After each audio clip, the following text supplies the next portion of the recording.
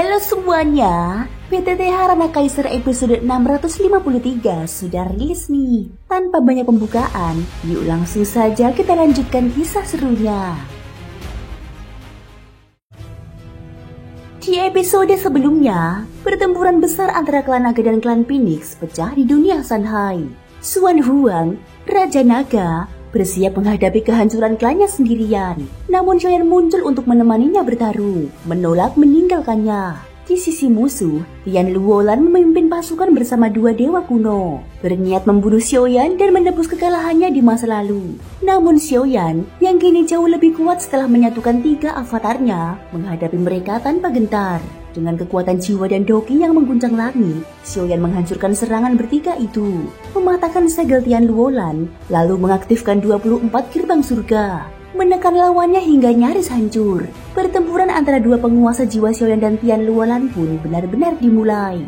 Di bawah hantaman gila dari serangan King Tengman, formasi 24 gerbang surgawi milik Xiaoyan runtuh dengan cepat. Gouyan yang menyaksikan adegan itu menggeleng pelan, lalu mengatakan kepada Xiaoyan, wanita itu memang memiliki darah dari klan Ximing, namun sepertinya tidak murni. Aku masih mengingat klan Ximing dikenal memiliki kekuatan jiwa yang terkuat di dunia, serta menguasai kekuatan hukum yang mengerikan.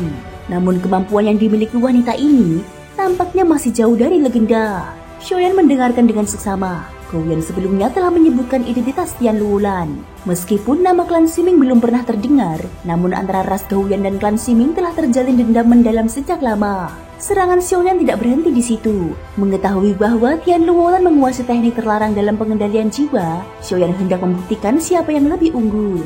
Apakah formasi larangan Damo miliknya lebih kuat, ataukah kekuatan Tian Luolan yang lebih unggul?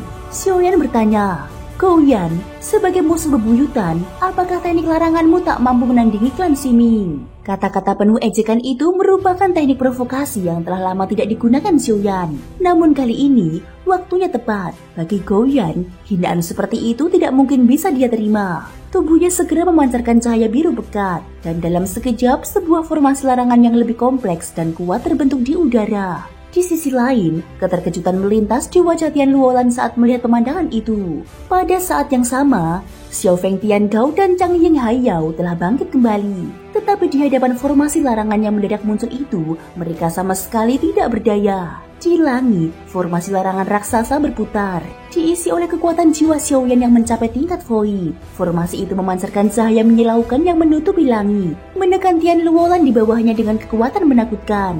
Xiaoyan tidak tahu pasti jenis formasi larangan yang digunakan Gouyan, ataupun efek dan tujuannya. Ia hanya bertugas untuk mengaktifkannya. Ledakan gelombang energi jiwa mengguncang udara. Tian Luolan menahan rasa sakit luar biasa. Tubuhnya meringkuk, tatapannya menjadi kosong dan kehilangan fokus. Suara dingin Gouyan bergema dalam kehampaan.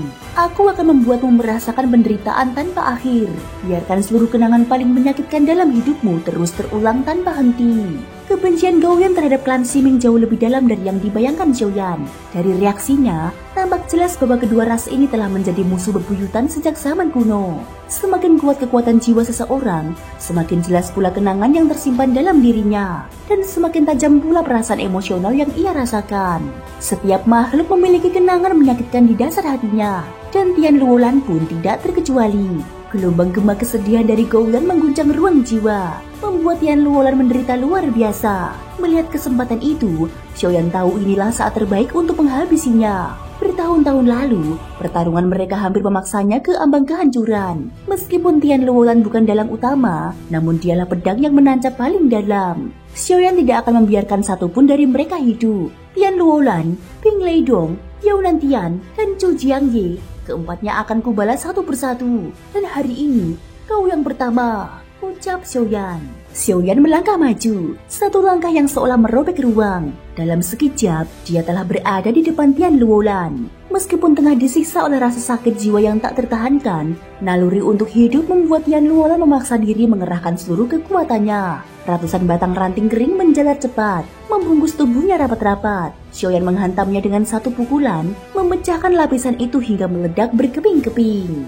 Namun di luar dugaan, ranting-ranting itu terus menjalar kembali, seolah tidak terpengaruh sama sekali. Xiaoyan menyipitkan mata. Jika kekuatan tidak dapat memecahkan pertahanan itu, maka hanya ada satu penjelasan. Kekuatan tersebut belum cukup kuat. Xiaoyan menutup matanya sejenak, lalu tubuhnya mulai berubah. Dia mengaktifkan bentuk keabadian fisik dewa kuno, menjelma menjadi sosok raksasa setinggi 1.000.000 kaki. Di mata Xiaoyan yang kini menjulang laksana gunung, Yan Luolan tampak seperti bola kecil yang rapuh. Kali ini Xiaoyan tidak menyerang, melainkan menggenggam musuh itu di telapak tangannya. Kedua tangannya perlahan menutup, diiringi suara gemuruh tak henti. Pegunungan dan langit, tunduklah di bawah genggamanku. Suara bergemuruh bergema tanpa henti. Pertarungan hebat itu segera menarik perhatian Xuan Huang dan Feng Xi. Mereka memandang takjub, sebab kini tubuh Xiaoyan bahkan telah melampaui ukuran Xuan Huang, membuktikan bahwa ia pun memiliki tubuh abadi. Banyak makhluk buas memang memiliki tubuh abadi. Namun menyaksikan Xiaoyan menahan 3 klan dewa sendirian, membuat Xuan Huang tidak bisa tidak merasa kagum. Namun rasa kagum itu segera berganti menjadi kebencian membara. Klan Phoenix telah merencanakan untuk memusnahkan klan naga dan melakukan pembersihan besar di dunia Shanhai. Sebagai pemimpin klan naga, bagaimana mungkin Xuan Huang membiarkannya? Dalam situasi seperti ini, kata-kata tidak lagi berguna. Hanya kekuatan yang dapat menjadi bukti. Hanya pertarungan yang dapat menjadi bahasa penghormatan. Pertempuran dua ras pun meledak. Klan Phoenix dan klan naga saling bertarung hebat, menciptakan kekacauan besar di seluruh medan perang. Pertempuran hidup dan mati ini dengan cepat menimbulkan korban. Para binatang buas yang terluka parah atau kehilangan kekuatan jatuh satu persatu ke dalam lautan luas di bawah mereka. Jika pertempuran seperti ini terus berlangsung, jumlah korban di kedua belah pihak akan meningkat hingga ke tingkat yang mengerikan. Kerugian bagi setiap ras akan sangat besar. Sementara itu, di sisi Xiaoyan, 5 jarinya yang menyatu mengandung kekuatan penghancur segala sesuatu. Namun tepat pada saat itu, dari celah di antara jarinya, akar-akar kering tiba-tiba menjulur keluar dan menyatu kembali membentuk sosok Tian Luolan. Kini, mata Tian Luolan telah memerah darah. Ia siap bertarung sampai mati.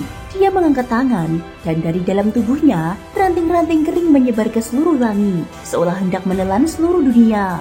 Wilayah jiwa Senduo, teriaknya. Itu adalah teknik jiwa tingkat transendensi, sebuah teknik bertarung yang diciptakan dari kekuatan jiwa. Xiaoyan segera terseret ke dalam ruang yang diciptakan oleh jiwa Tian Luolan sendiri. Domain jiwa mirip dengan wilayah dewa abadi, namun jauh lebih jahat dan menyesakan.